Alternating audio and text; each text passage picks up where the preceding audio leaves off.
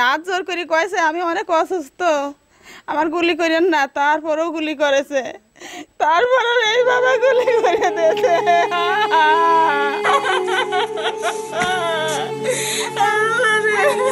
স্বামী হত্যার নির্মমতার বর্ণনা দিতে গিয়ে কান্নায় ভেঙে পড়েন স্ত্রী।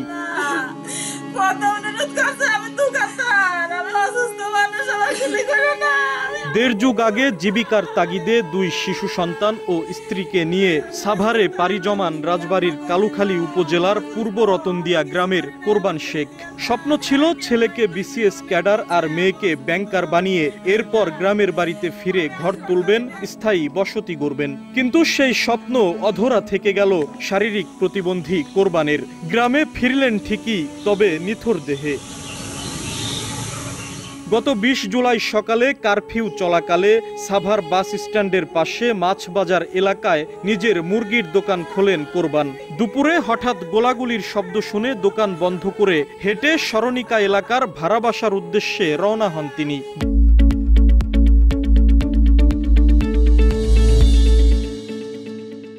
গোলাগুলি দেখে মাছ বাজারের বরফ কলের ভেতর আশ্রয় নেন তিনি সহ কয়েকজন দোকানি। হাত জোর করেও রক্ষা পাননি প্রতিবন্ধী কোরবান। গুলিতে গুরুতর আহত হন তিনি। পরে স্থানীয়রা তাকে হাসপাতালে নিয়ে গেলে মৃত ঘোষণা করেন চিকিৎসক। আমাদের দোকানের পিছনে হচ্ছে বরফ কল ছিল, আব্বু হচ্ছে বরফ কলে যে গেট থেকে আরো কয়েকজন বরফ কলে ওখানে অবস্থান করে বলছে ব্যবসায়ী, কিন্তু তারপরে হচ্ছে এটা গুলি করে। আব্বুর আছে ইচ্ছা ছিল ওখানে আমরা পড়ালেখা করতাম, দুই ভাই বোনে পড়ালেখা করবে, পড়ালেখা করে ভালো একটা কিছু করবে, এরপর এখানে বাড়ি আছে, এখানে এসে সে শেষ বয়সে অবস্থান করবে।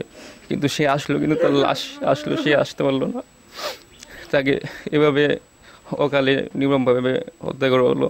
বলছে আমার গুলি করেন না, কতবার কয়েছে আমি অনেক অসুস্থ, আমার গুলি করে না, তারপরে গুলি করে দিল। আল্লাহ আল্লাহ রে।